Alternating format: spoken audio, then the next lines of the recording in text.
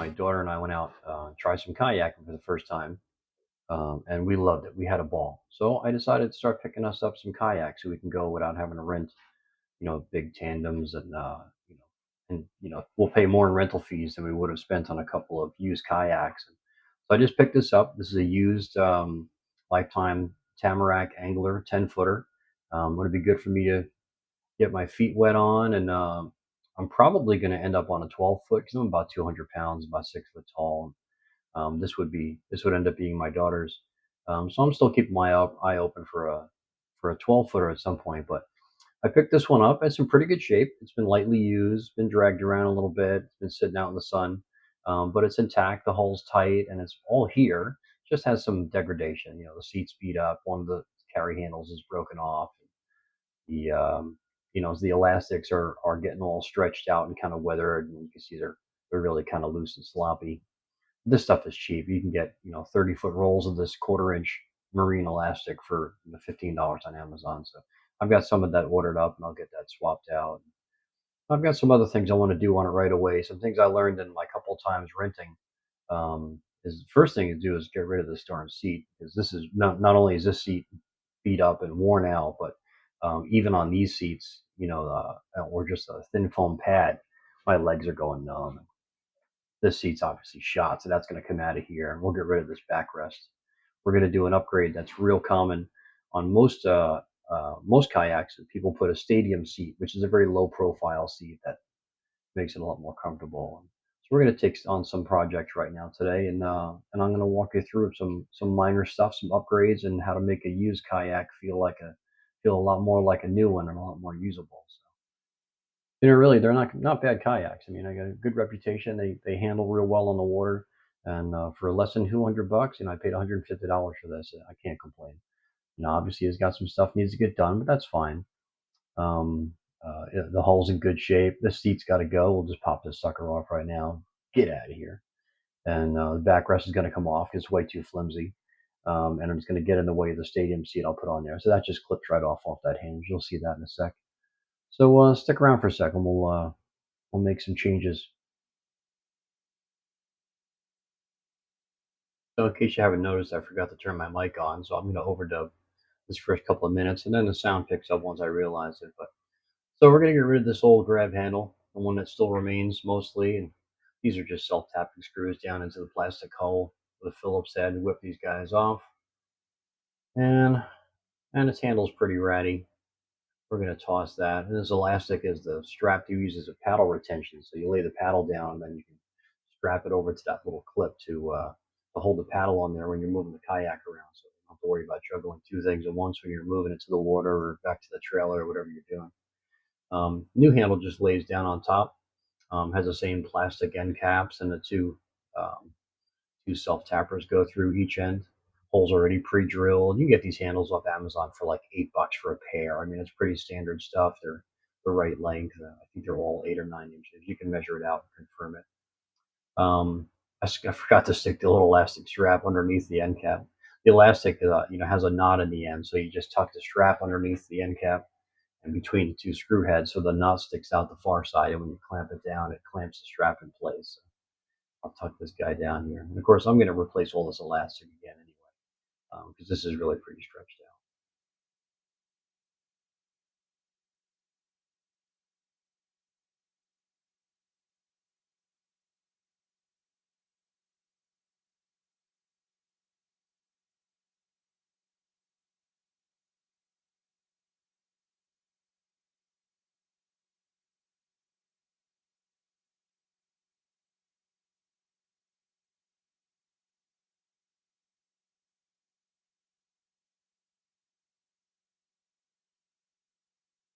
Um, One side, I'll stick get two screws fed through there.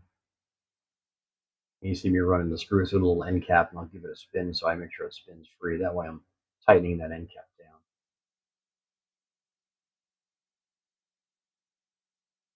I don't plan on rambling through everything I'm doing here.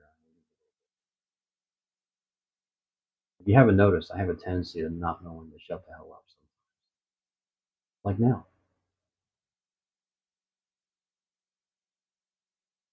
Maybe I should make some simulated Impact driver sounds. No, that's good. Maybe we pull these knots and pull it a little tighter. Yeah, a little bit. Needs a new strap. That's all right. That's on the way right now.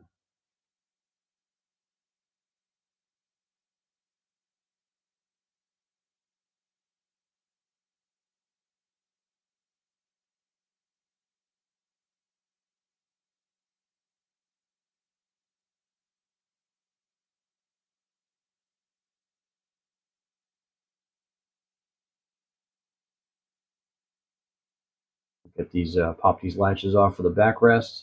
They just pop out their keyhole, and the latch opens up, and you pull the hinge right out. Backrest is gone in the trash.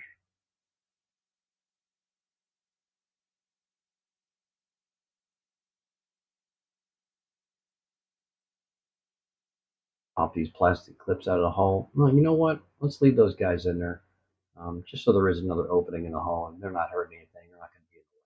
I'll leave them in the hull, so I don't have 4 extra holes in case I get water up there. There's one more place for water to get into the hollow hull. All right, so we'll try this part too with the mic actually turned on. So I guess some of these baskets also for the dry wells, because these aren't dry wells, they're just open to the hull. So if you put something in there to keep it dry, it's just gonna, it could disappear out into the hull. So these just slip in. And again, usually cost nothing. And someplace to put your cell phone or snack or something you want to keep dry, but have access to while you're sitting there. Now I'm gonna save the second one for, I'll either use it back on that port if I need to, or I can save it for whatever kayak I get from my daughter, but it's the same size ports. Get rid of this trash. I'd say with this handle, other than being rusted on the ends, really isn't bad. I may hang on to it as a spare. But as you can see, the one closest to the camera is totally torn off. And the webbing dry rots and some. The sun eats it up.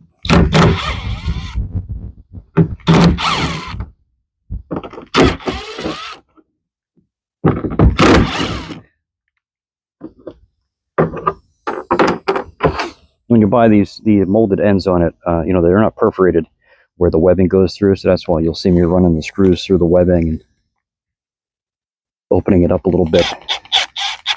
That way this screw isn't dragging in the bracket and it's only engaging the hull.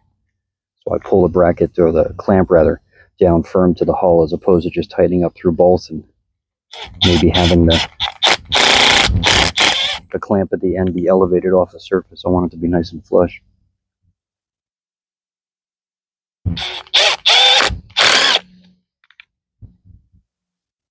I want these strap retainers to be clamped down flush and flat.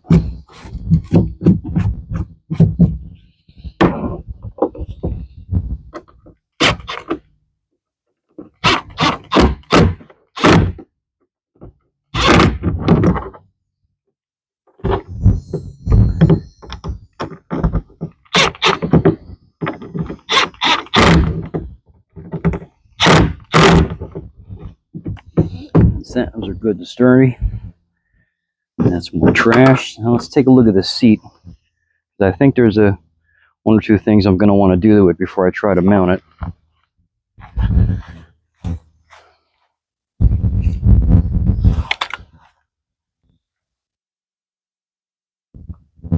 All right, so as you can see, we've got a Cascade Mountain Tech stadium seat. These apparently are real common upgrade for kayaks similar to this, so it should fit perfectly in the recess. A couple things good about these. It's made in a 17-inch width. This is not the extra wide, so it should fit perfectly up there. And I don't have a particularly big butt, so I don't need a giant extra large one. It's fairly low profile. Since it's tapered, this will sit right down on the hull, down where the seat pad was. It's really only going to elevate me about 2 inches. But the webbing and the springed lower gives you a nice comfortable seat. And since it's just a single layer of canvas, not padding or vinyl, it'll stay drier and cooler. If it gets wet, it'll dry out really fast, and also help me stay a bit cooler than if I was sitting on a padded vinyl seat that eventually will get saturated. And and it's got a nice sturdy backrest. But also the backrest has no bar across the center, so it's not digging into your upper back while you're paddling. It's more relaxed. And again, that's tension just by the strength of the canvas and the U-shaped bar, so it's got some give to it, so it's much more comfortable. And of course, you could put a back pad on it if you wanted to add one. Something I want to change right off the bat is obviously this comes with a strap, a shoulder strap for carrying this into the stadium, so we're going to take that guy off. And something I noticed coming right out of the box was this.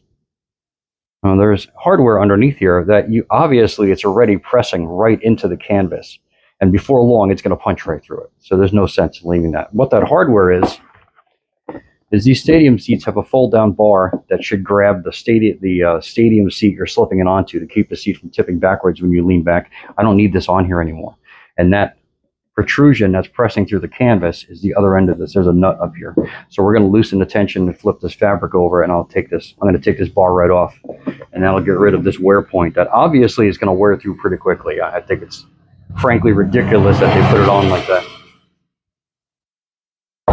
But first things first, if I had to guess, I'm going to say this is metric and it's a 10, and it is, because everything's made in China these days.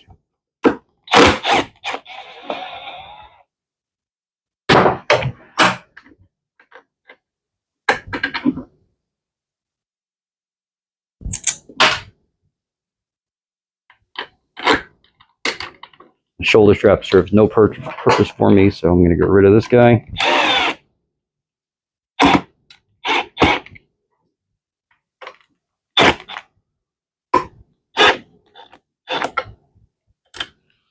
That doesn't have to be tight. You want it to still be able to pivot, so I'm not cranking that down, as long as the end of the screw engages the nylon insert in this nylock nut. Get on there, you.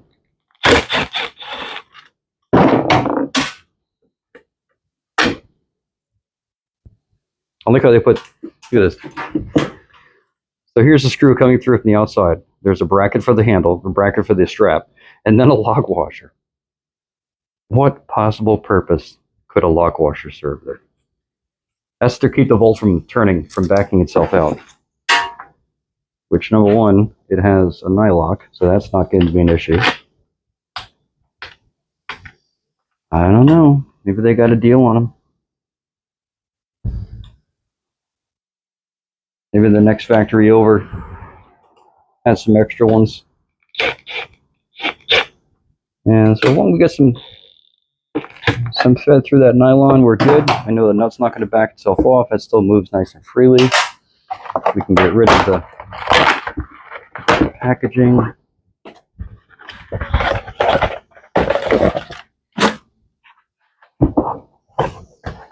Now this guy, as you can see, this is just knotted. So this is no more difficult than tying your shoes.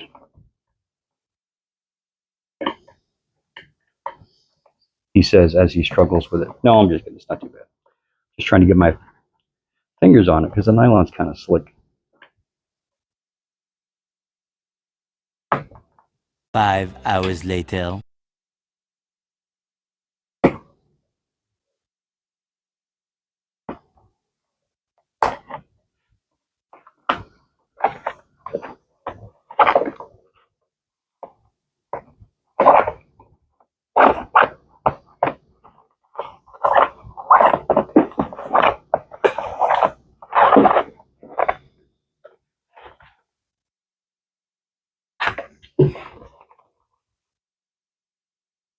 So now we can see it's just probably a 12mm nut, and that's what was pushing through the fabric. And I guarantee that sucker would have ripped out, or punched through rather, in no time. Just a poor design.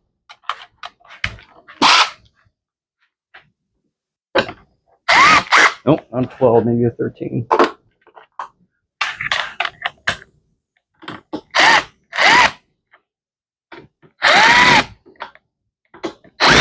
Nope. Interesting.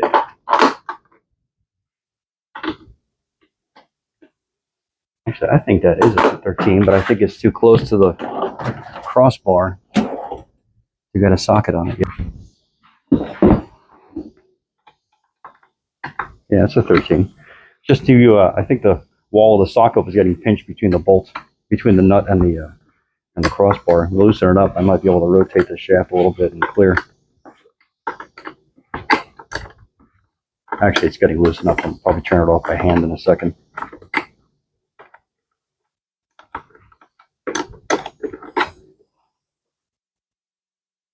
Here we go. At least they were good enough to use nylock nuts. I mean, it's definitely a choice. They cost more than just bare steel nuts.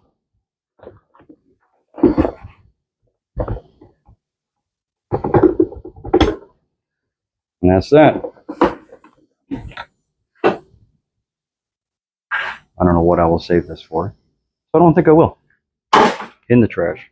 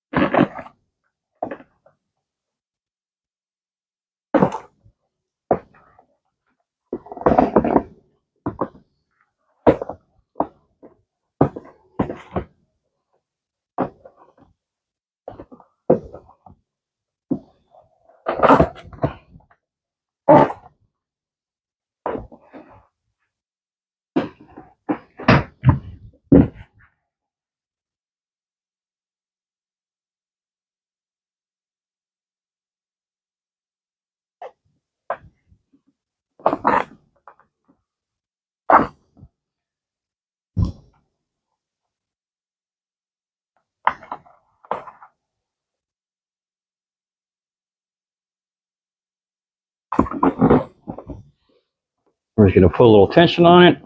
Just like tying your shoelaces, you know? This ain't brain surgery.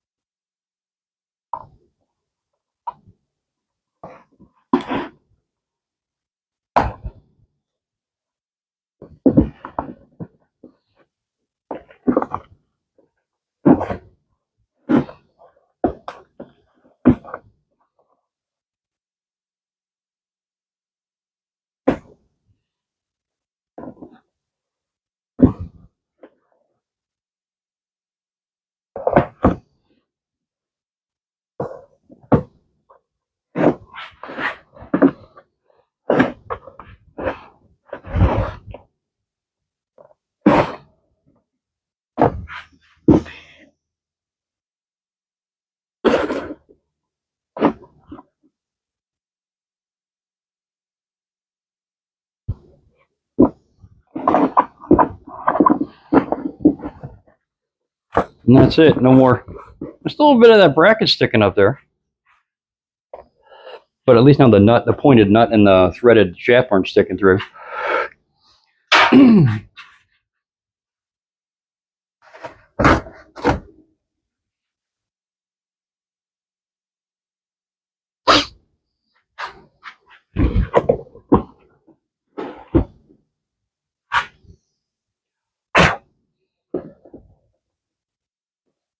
And I'd have to take that apart and cut it off. I'm not going to bother.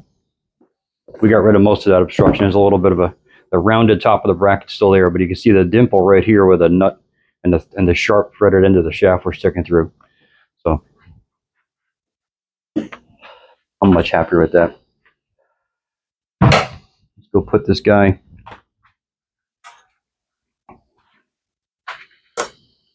I got a free shoulder strap or something. I don't know what I'll use that.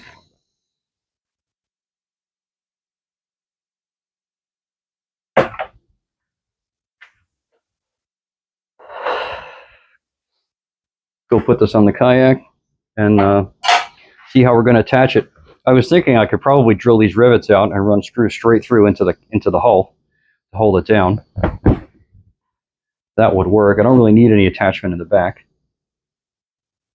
because all the weight's going to be towards the rear. Even getting in and out, if I lean on this backrest, it's going to be pushing this down and pulling this end up. So this end's, the rear end's going to be planted.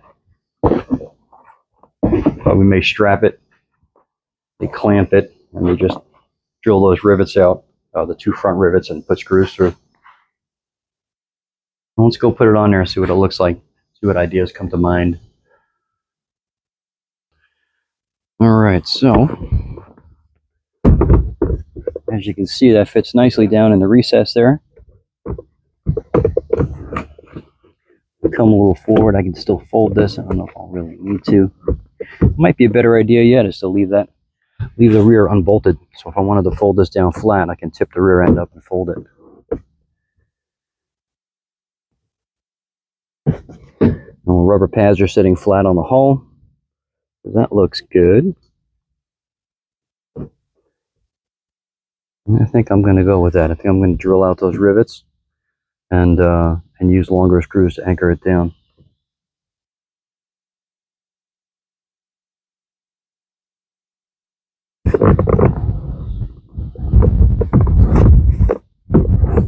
It might be nice to be able to collapse that.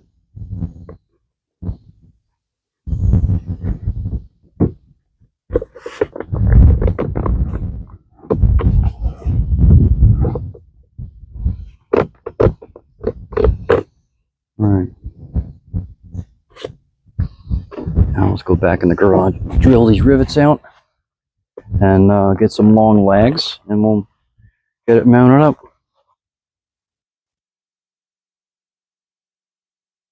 All right, so these rivets on the end, I've seen this stuff before. You'll notice there's no pin in the center. These really are peened over it. This is a long shank, goes all the way from here. You don't have to drill all the way through this.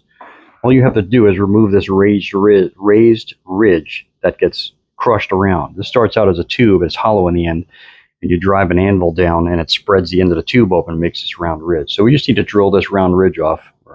Drill's the easiest way I find to do it without destroying everything around it.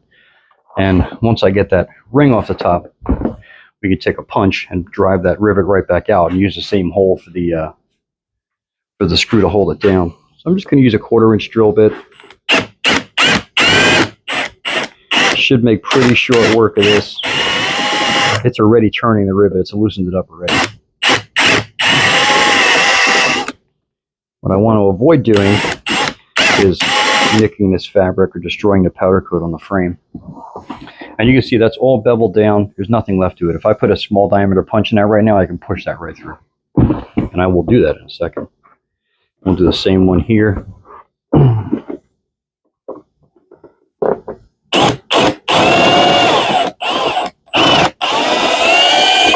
If you find you're drilling a rivet or something like that, it starts to rotate with the bit, and you cock the bit to the side, it'll still scrub away at it. And that's why you see me rolling the drill around a little bit at different angles, trying to get it to bite. Even though it's rotating, it's not rotating at anywhere near the same speed the bit is. So you're still taking metal off.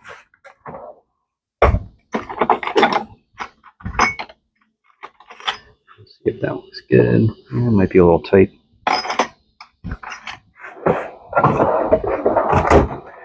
Once I get the head to start to protrude out the bottom, then I can grab it from the other side.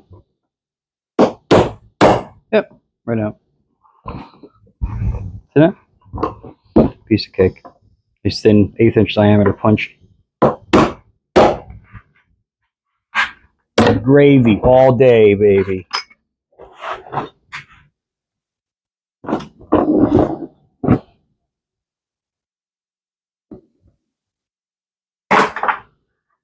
And I grabbed a couple of nice burly looking stainless Phillips head lags that I think are going to be fine lengthwise. Yeah, more than enough bite. And those are like a 10 or a 12, so that's more than enough shank. They're a little too big. Open those up with a 1/4. Let's see how they... Yeah, I think they'll clear on a 1/4.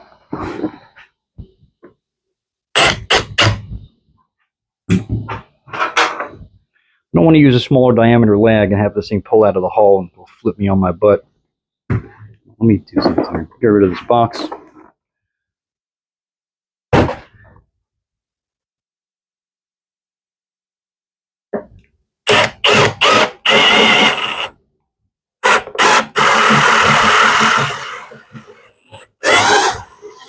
I'm through the first layer already. I'll get through the second. And I'm into the rubber.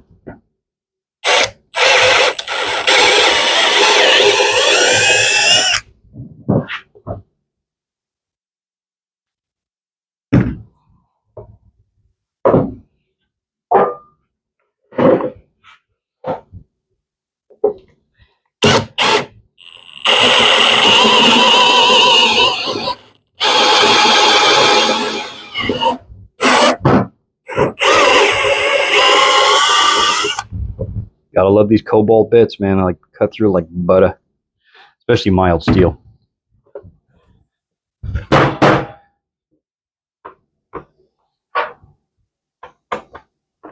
Those are gonna fit nicely.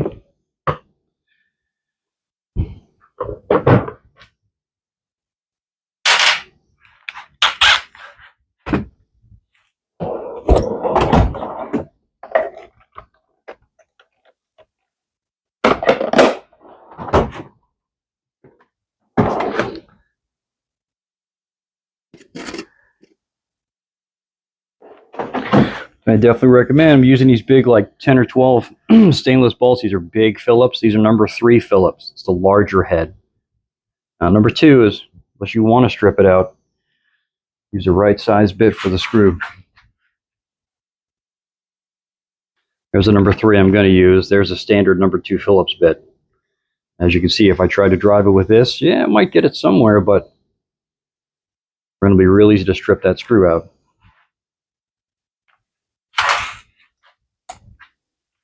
And I'm not going to pilot hole this into the kayak because I wanted to displace that vinyl or polyethylene around the screw shank and have a nice strong connection with it. If I pilot hole it, I'm going to take too much. I'll take a lot of material out of it, and that's just going to diminish the amount of grip the screw has. In this case, that plastic material is more than compliant enough to squish out of the way, but it's going to squish out of the way and build up around the screw threads, which is what I want. So let's go drag this out there and get her mounted up. All right, so we got it on there. Let's see if it's centered. Looks to be nicely centered. We still have enough room to get this open and closed.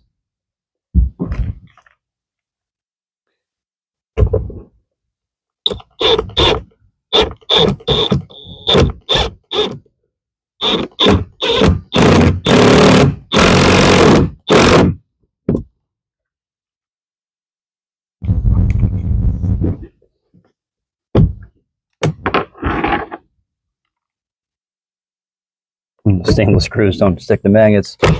Funny, man.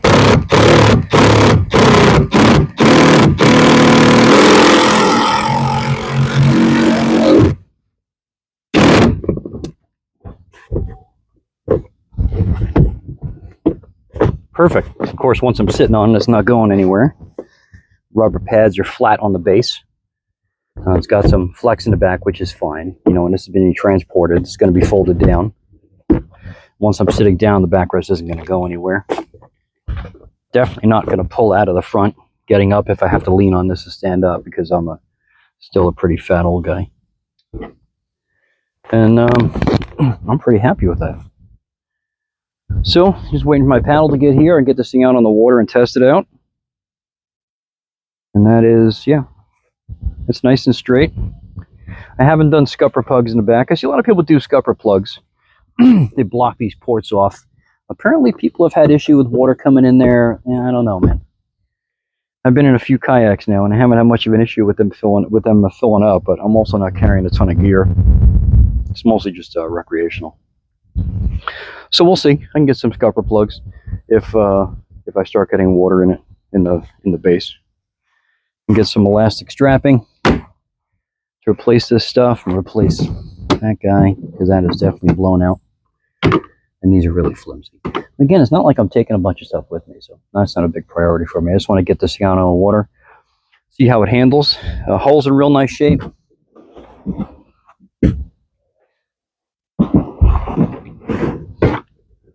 A couple little scratches. Nothing awful though, no big cracks.